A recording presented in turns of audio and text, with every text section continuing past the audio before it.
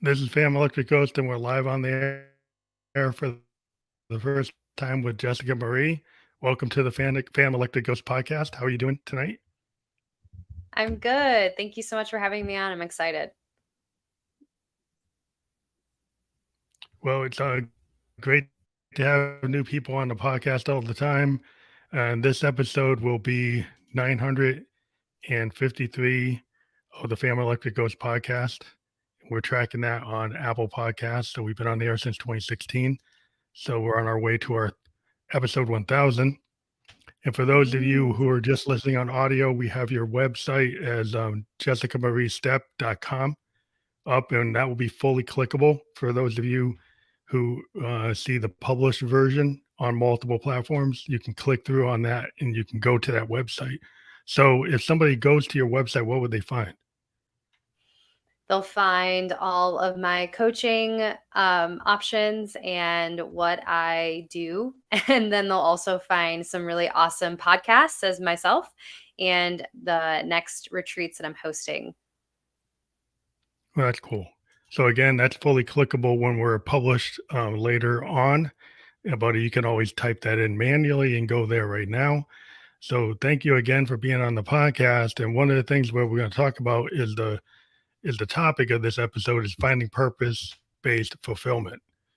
And however you Mm. want to approach that, maybe you want to talk about it from um, what you do as a life coach and spiritual guide in that perspective, and maybe just take the floor. Yeah. Thank you so much. One of my favorite topics to discuss. So in my work with life coaching and spiritual guidance, I primarily work with women, and I really help them unleash their full potential through just letting go of these social norms and these internal programs that just keep us confined. And so I have found on my own journey in entrepreneurship, which is started in 2019 for me. I originally started in health and fitness coaching. So I left my corporate job.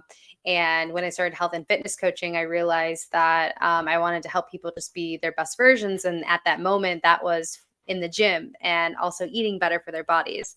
And so when I started to realize that there were more things underneath the hood, if you will, that were kind of keeping me stuck, that were keeping me feeling, I guess, uncomfortable in my mind, because a lot of society has this like what's acceptable, what's not acceptable. And so for me, when I started to kind of do that work to unlearn those programs that were kind of set for me, set for a lot of us, especially the ones that are coming from corporate to entrepreneurship, there's so many of those restrictions that we find ourselves in, and then we have to like destigmatize and all of that. And so purpose-based fulfillment really for me means that I am allowing myself to find more purpose through the work that I'm doing and fulfilling ourselves. And so the way that I got to becoming a life coach was going through my fitness journey and finding more personal development through there. And again, unlearning these really deeply ingrained programs and behaviors and belief systems that were kind of, again, holding me back from the things that I felt true for me. And I feel like a lot of entrepreneurs can really empathize with that, because again, society kind of keeps us like, this is right, this is wrong. But then we're like, well, wait, but we're like wanting to move in different directions. So purpose-based fulfillment is really finding more of what lights your soul on fire and allowing yourself to use your gifts. And I really feel like everyone has this ability to awaken their intuition, to find more what passion and purpose means to them, and again to help raise the vibration of the collective consciousness and just really help make an impact in the world. So that is my definition of purpose-based fulfillment. I think as a creative person, I'm a music producer, I'm a podcaster, and then my day job, I'm a software designer. And so I try to thread a needle between a left and right brain. Yeah. And you see behind me in my bedroom studio are all my synthesizers. And so I'm a Mm. bedroom producer, and for real, because they're right there. And so I just found a way to do both. And when I was like 17, I'm 55. there were a lot of kids Mm, I was playing music with, and if they didn't kind of make it get picked up by a record label, they just stopped. But to me, music was something that was just it's it's part of my therapy. It's part of how mm, I actually process things that happen to me. I just continue to do it, and I just felt like it's a passion from like my inner child, and I didn't give it up. And I mm. find that like if you still can keep that, because like I was into it when I was like 14, and I'm still doing it. And some people Yeah. let that go because they let the world tell them, "Oh, that's silly. Yes. You're never going to make it. You know, if you're not going to sell a million copies, don't do it." And it's like you do it because you love it. You Yeah. you know, you're an artist because you love it, and if it happens to sell, it's fine. And I think a lot of people kind of do it by measurement. Like unless I Mm, break through, unless I get the label, unless I'm on tour, that I can't do it. And I think a lot of people, what I find is like they start to find later in life, like, oh, yeah, maybe I should pick up the guitar. Maybe I should go play the saxophone. Maybe I should pick up the brush. Whether you're going to make money isn't the only thing that you should measure with. yeah. Yeah. I resonate so much. And I think like when I was leaving my corporate steady job, and wanting to become an entrepreneur, it's like the first thing is like, oh my gosh, how am I going to do this for like actual monetary exchange, you know? And so, when I was wanting to start my online business, especially in the fitness industry, I was worried. I was like, oh my gosh, how am I going to do this? But then I was like feeling like this really deep pull that like there's no other path but this one, you know? And so I definitely resonate a lot with like just you have to, it's just a deep inner calling. And I think everyone has purpose and everyone has potential. It's just up to you to awaken it and to really tap into it. And for those of us that have taken the risk, Mhm. and as you know, as an No, entrepreneur, something, it's literally like this roller coaster, you know, but you wouldn't change it. yeah. But you find different things. It's like how I came in, like, why am I a podcaster when I'm a musician? Well, somebody came to me one day and said, "Hey, back in 2016, I hear all these songs on SoundCloud. Who are you? Who is this fan, Electric Ghost?" Mm, So the guy had a podcast on an app called Fairman. His name was Rock Tunes, and he had a podcast. So he said, "Let's do an interview." We liked each other so much on that interview. We had a show together for 6 months. We didn't plan wow. that. I mean, he planned to talk to me, but we didn't plan on doing a podcast. And then I opened myself up to, well, what is this podcast thing? And I kind of fell into it, and I wasn't trying to make any money, but now I'm monetized, and it wasn't a plan. It just kind of like I was having fun, and then it Hmm. became an opportunity, and I do it because I like it. I don't do it because of the money, but it's like if you do something you're passionate about, sometimes things just happen. And you can try to Yeah. direct it, but sometimes it's like I think it's authentic when you feel like you're good at it and you're passionate, then things start to, it's like the law of attraction. Things start coming to you because you feel good about what you're doing. Yes, yes, I totally agree, and I think sometimes it's actually funny because I remember the day where I came home from work and I was living in Los Angeles at the time. And so I was at that corporate job. And I remember telling my roommate, like, oh, I'm just not happy. And I'm just sitting there like pouting. And I was really on my own fitness journey at the time. And I didn't put the pieces together yet. And she's like, well, Jess, you love to talk about fitness. You love to talk about nutrition. Have you ever thought about working in that? And I was like, personal trainers don't make money. And she's like, you're in Los Angeles. Like, yes, they do, And so it kind of sparked something for me where I was like, wow, like, how Is did I that not like put that together? Right. And so then that's like for me, and I'm sure for you too, like the law of attraction, when I put that out there again, I didn't even know about that at the time in 2017, 2018. And so when I put that out there, I started to get resources. I started to get like social media influencers that were doing the thing that I wanted to do, which was become an online fitness coach. So I totally resonate. I think that sometimes things just, I don't think that they fall into our lap. I think that God source universe, like give us opportunities for us to like really find our calling in those different ways. And we finally just listen to it that one time. yeah, I think what happens is that you don't you don't listen to that like grandparent or parent voice saying, "Oh, that's silly. You shouldn't do that." Right? Hmm. Hmm. You're open to it. Like I was open to podcasting. I didn't know what it was. I didn't know that you could make money. It just seemed fun. It seemed like, it's like, well, let's try that. And, I just got really passionate about it, and what I found is it created, like, leads. By doing this, Mm, I've interviewed over, like, 4 or 500 people. And sometimes I get opportunities to do like commission work. Like somebody wants me to write music for their show, or somebody wants mm, me to write music for their therapy session, or they want me to write music for their video game or whatever. And it just comes because I get this big Rolodex of people I've talked to. And then they go, yeah, "Oh, you're a musician. What could you do? Oh, maybe you can help me with this." And it wasn't like I'm trying to pitch. The pitches just came, yeah, and it's like yeah, and that feels good to me because I don't want to be the salesperson. I'm, like, not really into sales, yeah, yeah, even yeah, though I yeah. know it's important, but I'd rather just kinda put it out there and show up Be and then organic with have it it. naturally happen. It just feels better for me. Yeah, yeah. Mhm, mhm.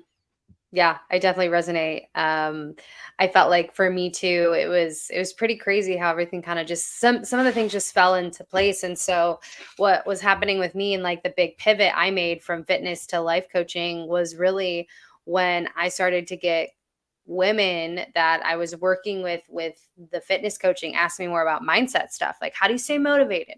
How do you eat healthy? How do you like feel confident in your skin, right? And those are the things the gym doesn't do for you, right? The gym will make you strong, but you have to have the mindset, the Mhm. resilience to continue going in there. And so that kind of sparked some stuff within me that where I was like, wow, yeah, like this makes a lot of sense because it really isn't about the aesthetics, it's about how you feel on the inside of yourself. And so I started actually attracting a lot more women that were going through a lot of more um emotional things in their fitness. So they would come to me saying, I want to lose 10 pounds. And then we would like go deeper on the call and it'd be like, actually, I want to just feel attractive to my partner again. It's like, whoa, that's not what training is all about, right? And it's about the inside. And so that kind of gave me a wake-up call within my own Mm. self because I feel everything is a reflection and a mirror for me to look within my own self when I'm seeing problems or seeing situations come to me in different people in certain in circumstances. And so that's when I started to do that work on myself to get to that place where I felt more confident to help these women into their mindset. And then that completely started to awaken me and then pivot my business. So yeah, it's crazy how things just kind of start to line up when you're living more of your purpose authentically and being open to it, right? You said that as well, being open to seeing where things go. Yeah. Well, I think it's kinda like this idea is like this triangle kinda thing is like, holistic. Like, is your mind, heart, body, you could open up and even be more like spirit, soul. And, Yep. being a producer, when I deal with musicians, like, a lot of times when they come to me, sometimes they wanna just clone something popular because they show me they can do it, and I'm like, Mm, "No, I want you to show me the song you're afraid to show me, right? mm, Show me what you're most afraid to show me that you don't the song that you never show anybody, not the song that shows that you can play, like do something like Taylor Swift or Beyoncé or something that's in the top 20. I wanna hear you, because my whole point is I like to make somebody sound better, their authentic self, and just make them sound better, not try to turn them mhm. into somebody else, not try to turn them into Yeah. me or anybody else. I want to make them who they are. And I think that's what a lot of times, like when you're a coach or a mentor, it's the same idea. You're trying to get past the masks, past all the kind of things that people put out, and trying to get to the heart of that authentic self or that inner child that's not getting what they want, that Yes. isn't where they wouldn't want to be. And why? Because they put a ceiling on themselves. Somebody Mm, told them something that they think is the truth, right? And it's just a belief. They say their father said, "You're never going to amount to anything with that music or that art, so you should give it up." And then you're mhm. like, okay, you're 7 years old, you hear that, and then you kind of put that ceiling. And then Yep. later you Yeah. find out, well, it's something I really want to do, but like I don't feel I'm good enough. It's imposter syndrome or something. Like you have to kind of get like one leg of it isn't going to do it. So like you're talking Mm, about the gym. Well, if there's something in the head or the heart or the mind or the soul, you got to fix that, or all the work in the gym's not going to really do it, right? Yeah, absolutely, absolutely, and it's such a valid point is that you're helping people become their most authentic self, and in the beginning of my career, I thought I needed to be everybody else. You know what I mean? I feel like a lot of people that start their own businesses, they're like, okay, who can I mirror right now, right? And I think that um, there's a positive standpoint to like get to know you by looking at other people, but you also have to find your voice. And I think as being a coach, being a mentor, really being of service to somebody else, right? You're helping them live out what their best intention is. And I think going into that route, it's really important to discern where you are sometimes interfering with that, interfering with what you want versus what the client actually wants and needs. You know what I mean? And I think the discernment there is important. And what you're Mhm. sharing with music, same concept. It's like, yeah, well, I want to make something that's going to be trendy, but at the same time, you're going to potentially lose your own authenticity. So, what's important to you, right? And you want to be the person that's like going to stand up for them Yeah. and tell them the truth and recognize that part of them too. Like, help bring that authenticity out of them. Yeah.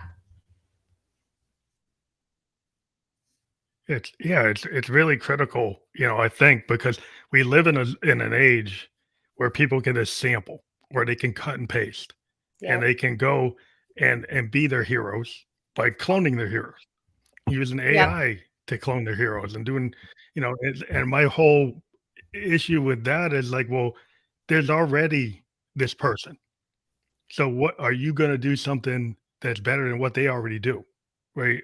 So it's Yeah. just do you and then I as a musician, one of the things we talk about is like I'm influenced by everything I ever heard. And so if I Mm, go and I just play live, I might unconsciously, subconsciously pull something from Coltrane or Davis or Sun Ra or John Lennon or whatever. But it's kind of unintentional because it's like in your subconscious as a musician. right. Everything you've ever played or listened to is like there. Yeah. Yeah. But Yeah. Yeah. how you weave it together is your unique vision.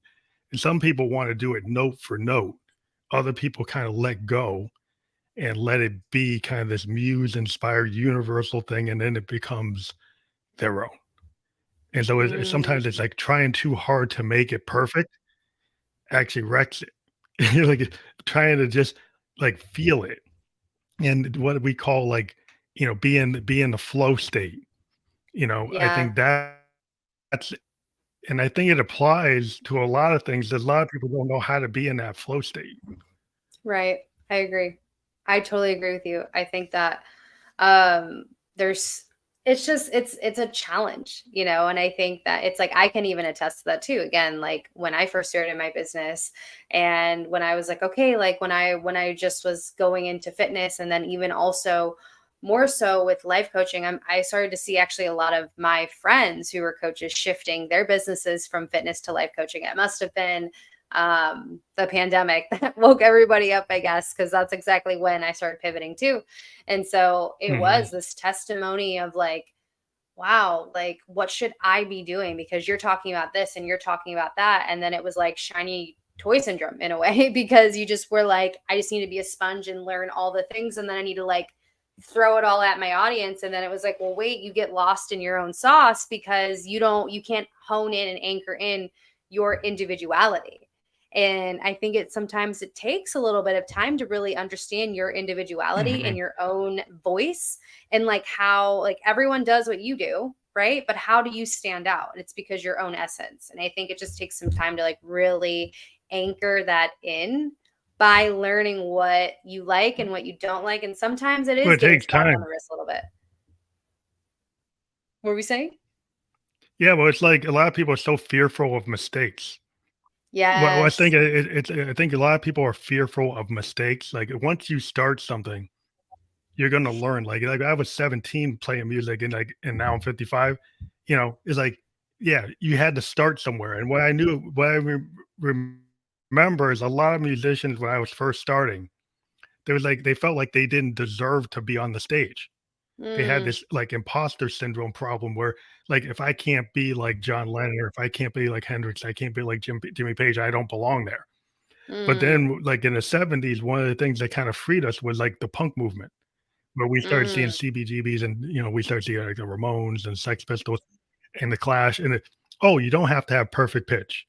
Oh, you don't have to play that like Pete Townsend or Jimmy Page. You can be a little bit more authentic. Yeah. And it comes in periods where you get the Green Day, you get the Nirvana, where people say, "Yeah, being authentic, that is something about that where it don't have to be perfect, but it's got this energy and this rawness."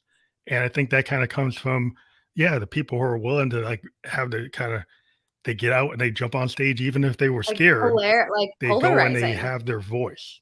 And you're gonna make Yes. mistakes and you yeah, and you grow Yeah. or people either hate it or they love it, but somebody's gonna love it.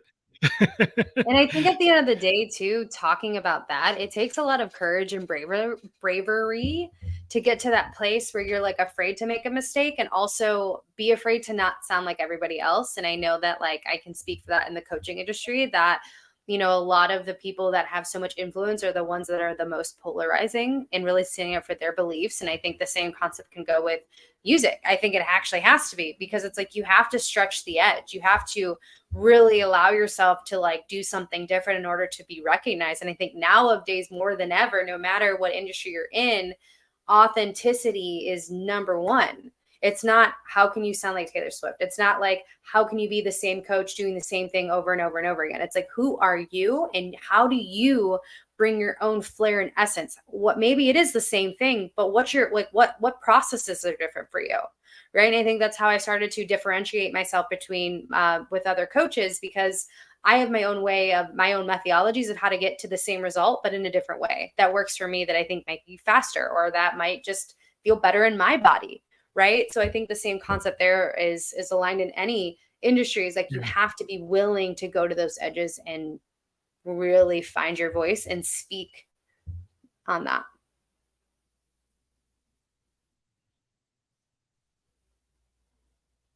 Well, I think that's where podcast and if you get into the webinars versus what's been going on lately, the trend is there used to be like an infomercial type of thing where you had these kind of canned videos that were very scripted.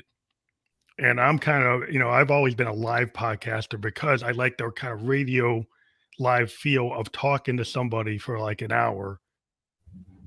And maybe the first 15 minutes is this, but half hour into it, you start to get the groove. You get into that flow Yeah. state with the guest. And what I find is like when, a lot of business people are going into podcasting. Why? Because they were going away from the infomercial and into something where they can have this back and forth with their clients, where they can have Yeah. like real time discussion with their target audience. And I think it goes back to that authenticity. Hmm. People are looking for something that doesn't seem like, oh, that's just an actor reading off of something. They want to know that that person's like a real person And and that they they're actually have different. Like, why a should I unique listen idea to and your podcast versus the other person on the same topic? yeah. Yeah, Yeah, I mean, it's I just totally, people yeah. wanna feel that human factor. The human factor is Mhm. is is is that we're very creative, and, just because I'm not brand X doesn't mean you don't wanna check out the next brand. You know, Yeah, and I think at least in the podcast industry, it's very dynamic, and there's a lot of voices, and there's a lot of room for it, and we have the advantage of having a long form. In a world yeah, where people say, "Well, you gotta do it in 30 seconds, 15 seconds, 90 seconds." We can go for half hour, an hour. Some people go 2 yeah. hours, and you're like, "How is that happening in a world where people are not supposed to have an attention span?" Mm, yeah, that is definitely a point to make too, and I think that, I do think that it is not a special person, but I think the intention of listening to a podcast is the intention of, like, I'm here to, like, listen for a longer period of time. Right? Versus, social media, TikTok, Instagram, like, yeah, you're right. The attention span is so short. So it's like you have to get that hook in there and you have to like say certain things to like get the person to come back. And I think that's like where and also I've never fully aligned with people who like create content, like batch content, like for a full month or 2 months, because I'm like, well, I'm different every day. So I can do my content for like up to a week, like of a week's time. But after that, I'm like, I don't know if I want to talk about those different things. So I think it's kind of like going against the grain and like the norms, right, with business and marketing, and just again coming back to authenticity is Mhm. like really finding what works for you and sticking to that. And I also think that puts you at a advantage towards the competition, because you're going against everything else, right? You're not just following, you're being a leader. And I think that's also something to note as well. Yeah. Yeah, the whole idea yeah. Well, the original idea, what I was told when I got into podcasting is, like, you gotta have a very narrow focus. You gotta say that, like, I initially started, I only interviewed musicians, Mm, and then I branched into poets. Then I branched into authors, then film directors, and they said, "Well, it's about artists." Then I moved into, like, mentors, life coaches, shamans, and then business owners, and then people said, "What are you doing?" I said, "Well, there's a common thread with all human beings, like, a business owner is a creative, and, mm-hmm, mm-hmm. an actor is a creative, somebody who's a shaman, they're creative, like, all human beings have that creative spark and creativity, whether you're a musician or an author or a coach, you have to have some kind of idea that makes your program unique, and that is the Yeah. art of it. And I try to have that thread of being an artist is being a human being. Every human being, no Mm, matter what they think, has that capability. They don't have to be John Lennon. You don't have to be, you know, Paul McCartney. You don't have to be, that. Everybody is creative at something. And so if you can pull that thread together, you can talk to a wider audience. And then that yeah. kind of it's working. Yeah, yeah, I love that. And I think it's something to say there too, because I think I was talking about this with a friend the other day. It's just like, yeah, we're just creative beings, and we need the flow state to create. And we all have our own way of coming together in that common denominator of creating. So I think that's really fascinating to kind of piece all those people together, and then really putting it at that space of like, yeah, we're all creative. We all think differently. And I think that's what makes us so cool and unique, is that you can have the same people in the same industry, but they're going to have different ways of getting to the same result. And I think that's really fascinating. I think, again, coming back to Yeah, authenticity. well, you can Keep bring going. to your audience, you can bring to your audience different perspectives, and we talk to people from around the world, Mm, not just within the US. And it being bringing, Eastern philosophy, Western philosophy, different points of view. So it's not all one kind of cookie cutter thing. And the thing is, because human beings aren't that way. So yeah, and so if you put on a bunch of different people who are in the mentoring phase, some people were talking about energy, light healing, and so other people were talking about more coming from a philosophical point of view, or from a medical point of view, or psychiatry. And it's like the thing is, it's all kind of a one thing. It's like universal. Like there's a little bit of truth in everything. And hmm learning from different people every day opens your mind. It's like the Socratic method. Like you look hmm start like you started to see like, oh, I should be more holistic. I should start putting the multiple legs together, because not just one leg to anything. And that's what the common thread ends up being, is like so many people want to put walls when they should be like building bridges. mm, There's a lot of interconnectedness that to me needs to happen, and that's kind of my purpose. I love that. No, that's so true. I love what you said specifically. Instead of putting walls, putting bridges, because they're all interconnected, and I think we all have a space to share our voice and to share our beliefs and how we view something, right? And I think that there's always, I think you've referenced this a few times in the podcast, of just like we're all humans having a human experience. And so I think there's something to be said for that, because there's always a perspective to see and opening your mind to. And I think that's like really important, especially as like a creator, because there's that common denominator that we're looking for innovation, and we're looking to lead, and we're looking to also be led at the same time.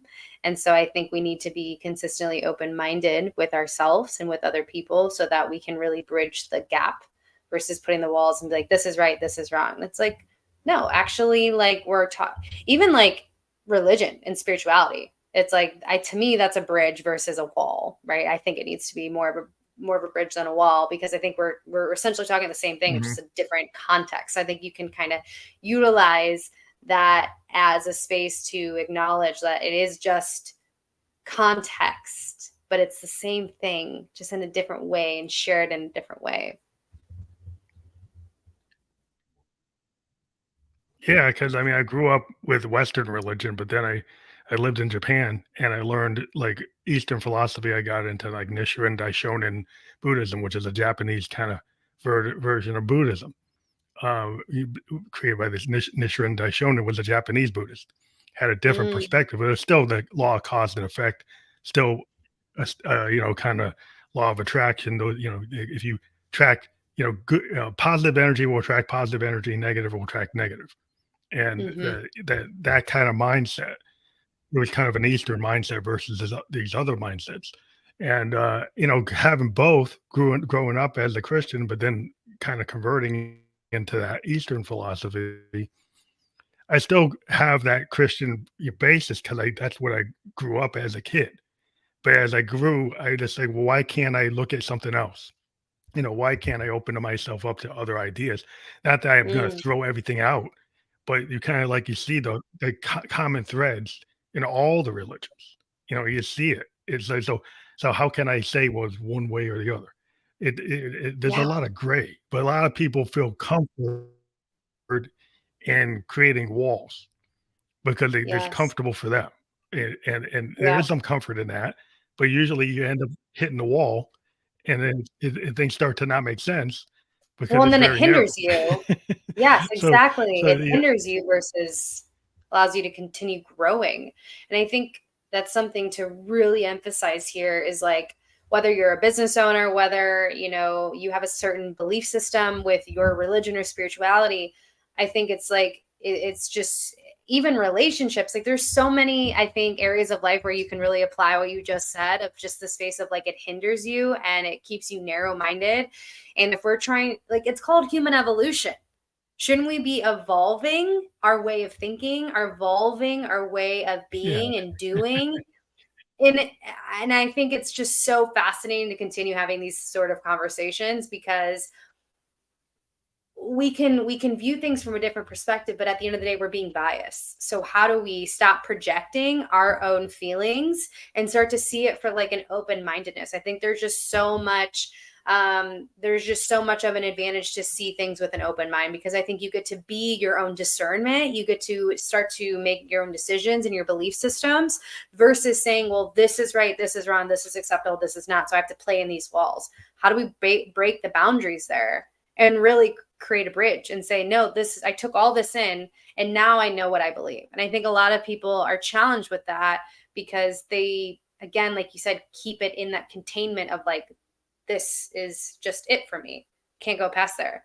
Now if we as entrepreneurs, creators, yeah, innovators of the world, we wouldn't be where we're at as far as like the advancements we have in technology and medical, in the coaching industry and the music industry, if we didn't allow ourselves to break those barriers and say, I'm going to rewrite that. Actually, I'm going to find out for myself what this means for me. And then the movement starts. So I think there's just so much to be said in that regard. well, yeah, with corporate, I mean, I was a corporate guy working for companies directly for many years in my software. But then what I found is like what worked better for me being an artist, because I like to put a lot of time Mm, into my side gig, was being a consultant. So I kind of got out of the corporate box, and I'm kind of more of like a freelancer consulting, doing design, and it totally freed me from the corporate structure of that yearly review and trying to make it to these different position levels, like, oh, I'm gonna be a level 1, level 2, level 5, level 6, like VP, whatever.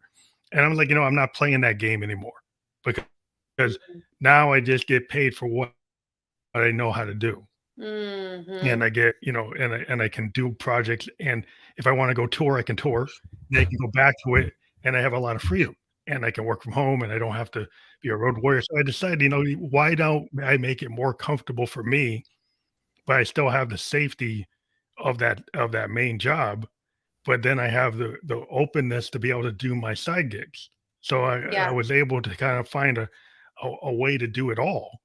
And some people say, "Well, it's Mhm. all or nothing. I'm gonna be a starving artist. I'm just gonna drop." Yeah. And I like, well, I couldn't do that 'cause I couldn't thread that needle. But I kinda went, well, like, well, I'm not gonna be a corporate guy working for the company. I'll be a consultant. And then that worked Yeah. for me. And it was like this kind of Getting and it's creative like way of kinda threading the needle. working smarter.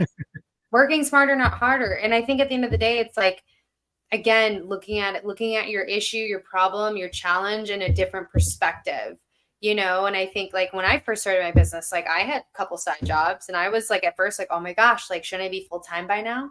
And it was like, well, no, why don't I thread the needle? Why don't I make sure that my basic needs are met and also build my business? Because that will, I think, automatically put you in an abundant state of mind versus scarcity. And we know how scarcity plays out, right? Especially when we're serving other people.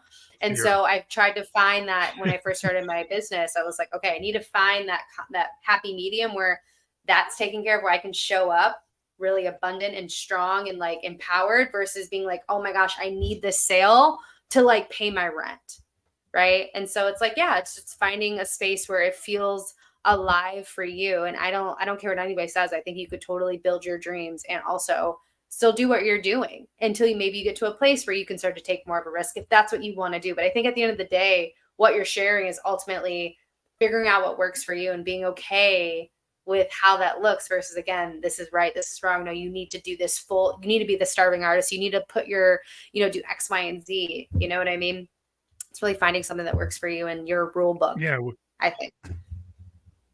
I've talked to some people and they're like desperation. People don't really get turned on by desperation. Like if you go and put yourself in that starving artist thing, and then you kind of radiate desperation because Totally. then you're kind of like you really need that gig to survive Hmm. rather than thrive. Where if you're comfortable and you're kind of not desperate, have that desperation, and people think, well, I got to have that fighting spirit. I got to be that guy, living out of my suitcase, going from gig to gig, kind of burning yourself out. It's like, yeah, maybe you could do that back 20 years ago, but now you don't necessarily have to be in that state to flourish. You could flourish without having to put yourself, on the street.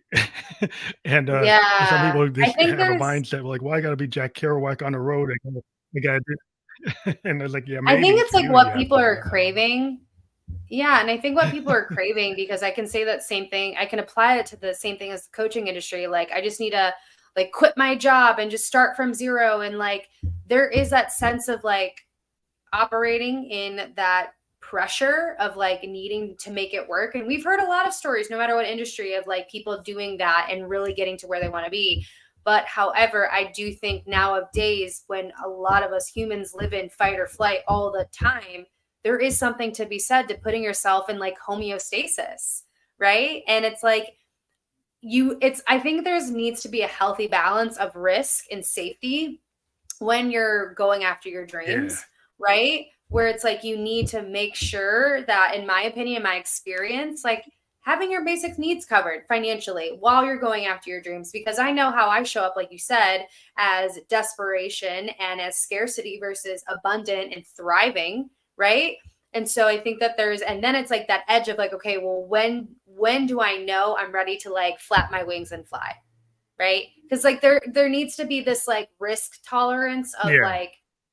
like of the unknown, of the uncertainty, because that's always going to happen no matter what dream you're building, no matter what type of entrepreneur you're going to be, right? You need to have a healthy form of risk.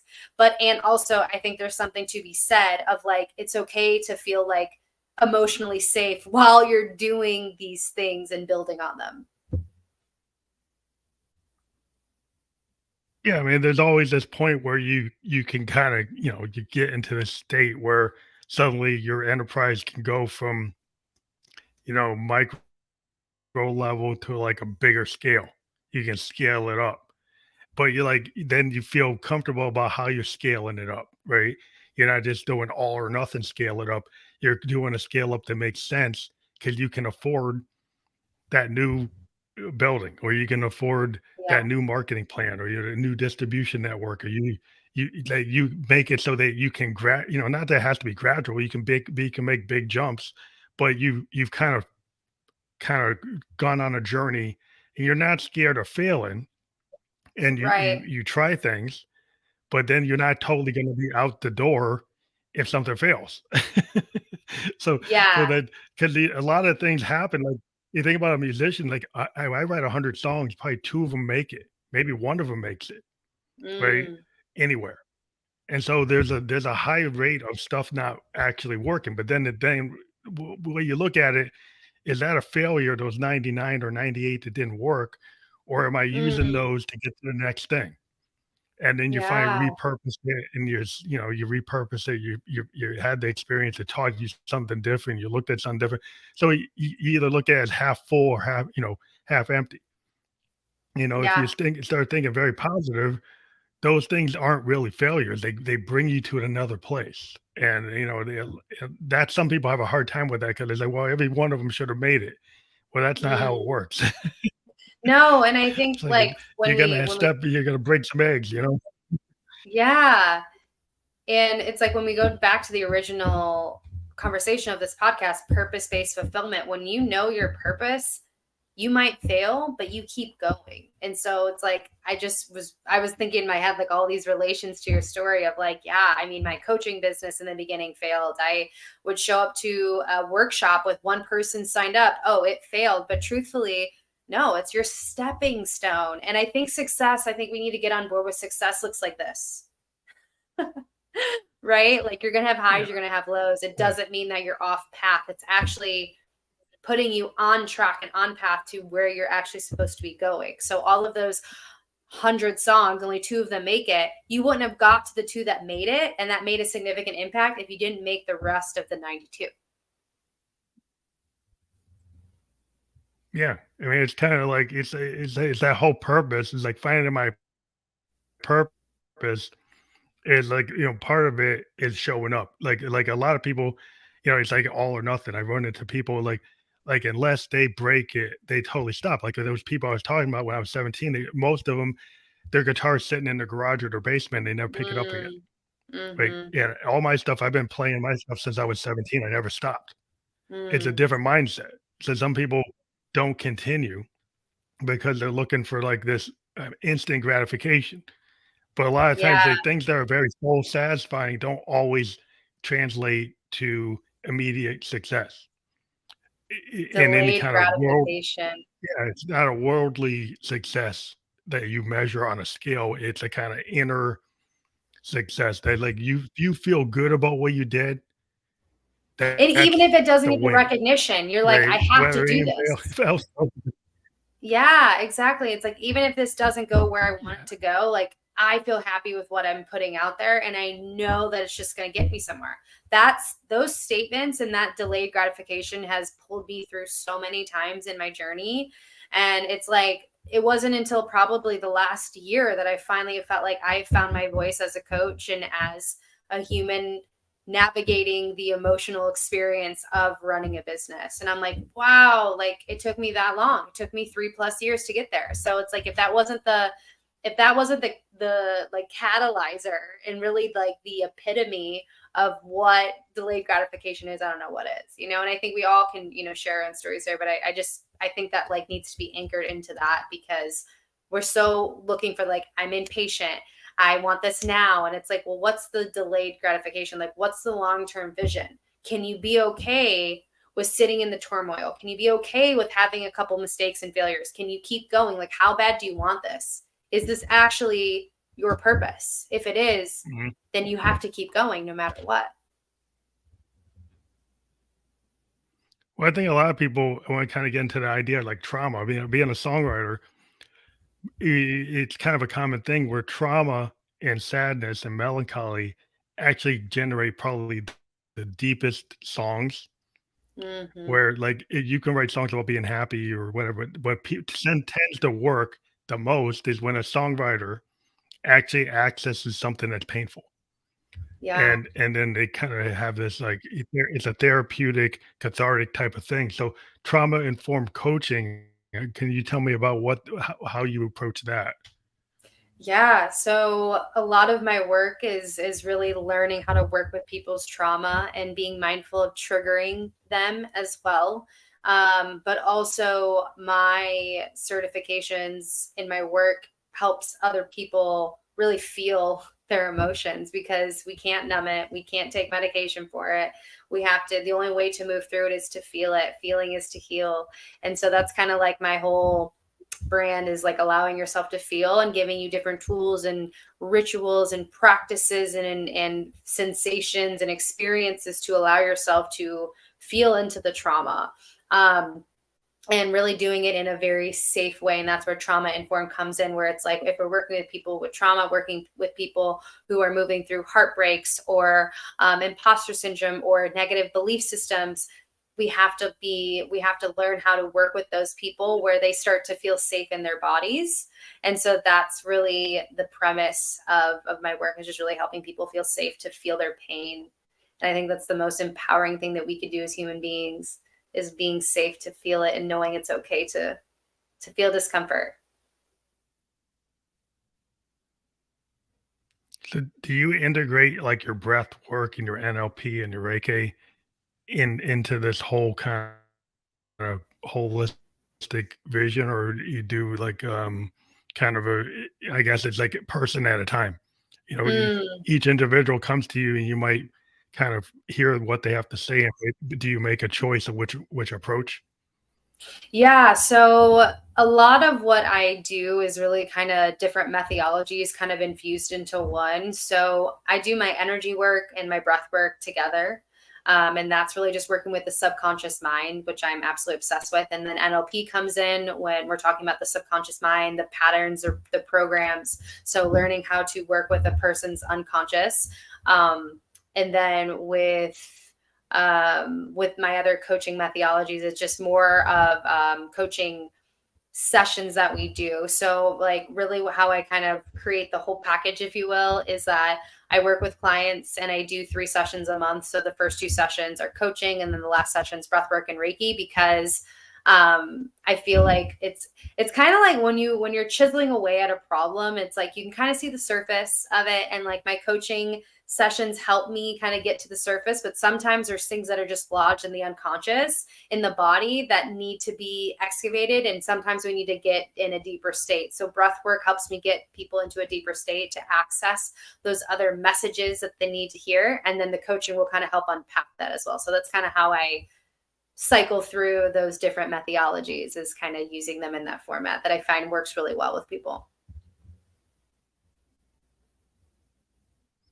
Well, different, tools, to solve people's issues, 'cause I think everything is, sometimes it's not one size fits all. Like, people come to you Yeah. where they are, and then you have to Yeah. kind of figure out how to weave things together, and it still goes back to the holistic kind of, concept of, like, sometimes there's a lot of things that you might have to put on the table, as as ways to, address people's, trauma. Yeah. You probably gotta come at it a couple of different ways or multiple ways at once, or different phases based on where somebody is.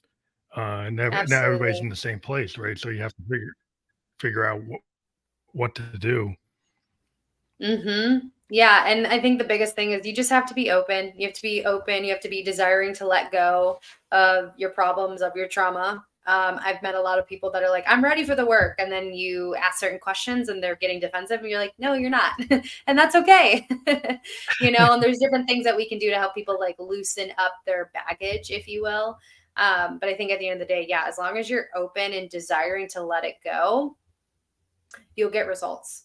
You just have to be willing to go to the depths of yourself. And I think for a lot of people, even myself, that's hard to face your stuff, like confront it and be like, oh, like I'm acting like that, or like, oh, I'm self-sabotaging my success, right? We get uncomfortable when we're judging our own selves, right? So it's so much easier to be like, nope, that's why. When it's like, no, actually, it's like I'm doing all of it. I am the narrator. I am the operator. So it's helping, and I think that's also where the trauma informed comes into, where it's like you can help people like loosen themselves up to get to a place where they can start to see their baggage outside of them versus like identifying with Hmm. Yeah. A lot of times, it's like one of the big problems we have as artists sometimes, like the crucible moments, like the sadness and the trauma that we use to create our work. Sometimes we run into a weird situation where your best work comes from your like worst moments in your life, right? And then it. when you're Yeah. finally happy, you do some work and then the fans don't like it. So then Yeah. you're Isn't kind of that like, well, do I interesting? have to be in this bad state to create this work? And then it's like it's self-sabotage because they're like, well, I have to get Mm, really depressed and be in a really bad state. So do I destroy my relationship so I can create songs about my destroyed mm, relationship? It's like, do you go into a pattern where you're like, well, yeah, that I can only do well when I'm not doing well. And I'm like, well, that's not good. That can't be good for yeah, you to that's do not that. healthy. Yeah, I know it is. It's very interesting too because it's so true. Like I personally love a lot of like EDM artists. And so recently, not yeah, relatively recently, I started listening to songs, and instead of just like jamming out to them or being at the gym, I started to actually realize like all of these songs are about love. All of these songs are about my heart broken and I want you back. And I'm like, wow, isn't that so fascinating that it's like we're jamming out, having the time of our life, whatever that is doing. And I'm jamming out to someone's heartbreak. And it's very interesting too to kind of to think about it in that Yeah, regard. It's where we kind of it is. I think it's like this interesting space where I think it's, if I'm honest, I think it's because we've in a general sense like numbing ourselves until we feel something, and then when we feel something, we're like expressive, and it's like we need to learn how to be expressive in the moments of pleasure and of the moments of happiness and ecstasy versus just being like, oh, I need to be in a bad place to do this thing. Like I remember when I would remember in high school, I used to do a lot of poetry, and I was like, wow, I'm really good. But I was going through a heartbreak.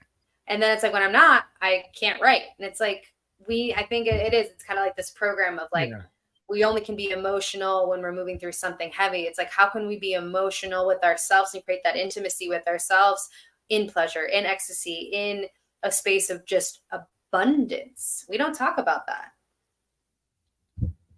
yeah. It's kind of like if you got, there's some periods of music like funk and disco where sometimes people could be happy, they could be elated, they could be really, it's about a party, and it was a Mm, different mindset.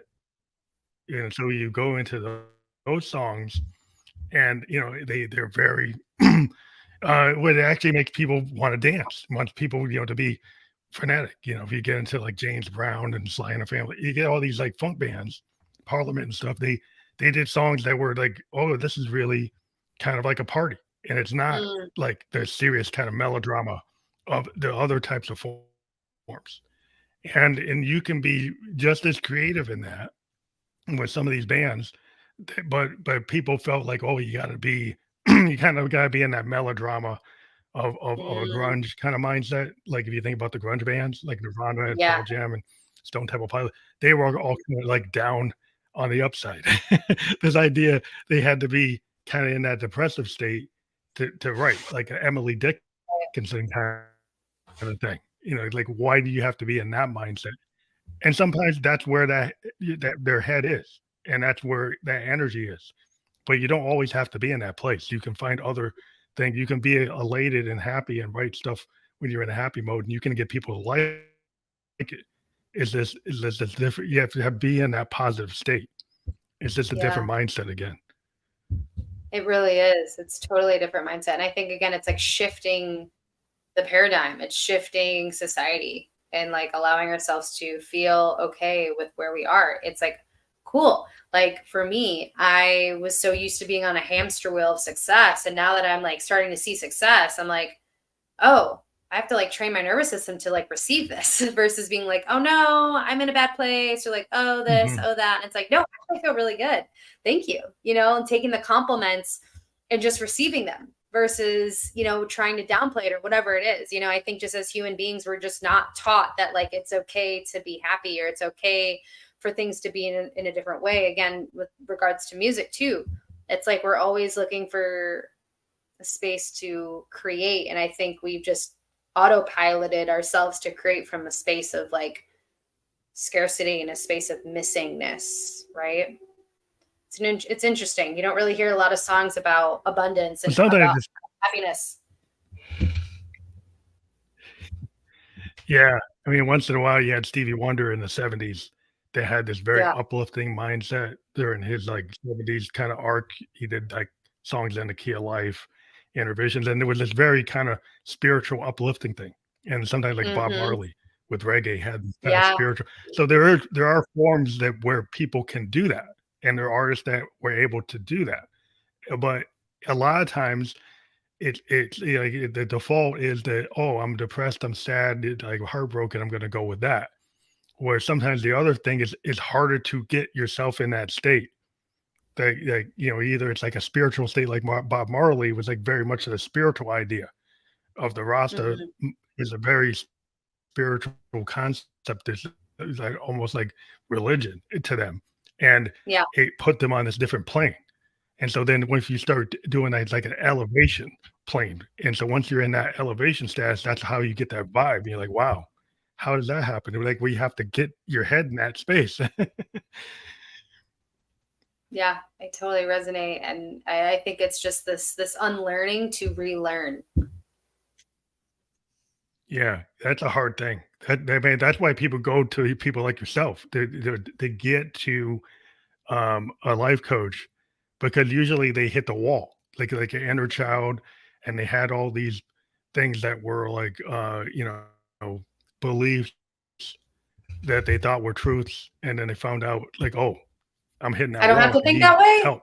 I can And reclaim and then the thing myself. is, like a lot of Yes. times, yeah, I mean, it's just that a lot of times you're not taught that in school. Like how do you actually approach this? People are kind of so like They you don't have to teach you life find skills it in because school it's for not some really reason. something that you learn in high school. No, Yeah. we don't learn Yeah, that for at some all. reason, It's it's like they just have to leave that out, but you're supposed to be trained. because they think your parents are going to teach it. And we know I'm a millennial. And it's like when we look at the baby boomers and even Gen Z, or not Gen Z, Gen X, they're still like the baby boomers are still very set in their ways, very, very, very set in their ways. And Mhm. The Gen X is getting a little bit more into a like I'm kind of set in my ways, but also I'm kind of open to seeing like how I've maybe like not done the best job as a parent. And it's like the millennials are like, oh my gosh, like we're in the healing era. Like we're here to like help clear out this generational trauma for the generations to come, and for us to have our children and really learn conscious parenting. And so I feel like a lot of schools are very in the space of like, no, that's for the parents. And unfortunately, like our parents had a lot of trauma from their generations. I mean, we can look at where they came from. Of course, they were in survival state, but then it's like they put that onto us. Yeah. And then now we're the ones having to do all the healing work because we're like, no, that's not a way that we want to live anymore. It was a lot of it was about repression and suppression and Yeah. kinda just suck it up. That's what I remember from Oh, yeah. my My mom said the grandparents and same my thing. parents, You had like, to survive. yeah, and it's like maybe, like, my mom was a coal miner's daughter for real, and my dad, Mm, was in the military, coming from that time period of the post World War II, Vietnam era. And so, yeah, there's a different kind of point of survival mode, and yeah. not really and to survive, they had to push things down, and that was their method, but it's Yep. not really helpful to the next generations. It's like that doesn't work. No, and I think that's like really where we started to wake up, and I think, like I said, like I started to realize, like, I don't know, I think collectively, consciously, like we needed to have this awakening. And I think for a lot of us in our generation, we're seeing that like our parents did the best that they could, but they did not have the resources that we do now to work on these parts of ourselves. You know what I mean? So yeah, it's very interesting to have conversations with people that are into Yeah. this work, or see the perspective of where we've been as a human society to where we're going now. Well, I think this talk has been really illuminating, and we actually hit the hour mark, but I want people to go and check out your JessicaMarieStep.com again. And to reiterate that that will be fully clickable when we're published. You'll be able to click through and go right to your website. And so maybe to tell people as we wind down the podcast, and what would they find there again? Yeah, so my website is all with all of my offerings, upcoming offerings. You're able to follow me on social media on my website, and I also have different opportunities to work with me on there. And my retreats are mostly posted on there as well. So yeah, just you can kind of check a little bit more about me and what I have to offer and my energy. Yeah, we encourage our audience to fully support the people who come on our show, our guests, by checking out the links that they offer. And like I said, they're fully clickable once we're published on whatever platform you like to watch or listen to podcast on. And we're on almost every platform that's out there. So again, tomorrow we'll be fully on those platforms. So encourage you to check that out. Thank you for being a guest on the Phantom Electric Ghost podcast. I really appreciate it. Thank you. Thank you so much for having me.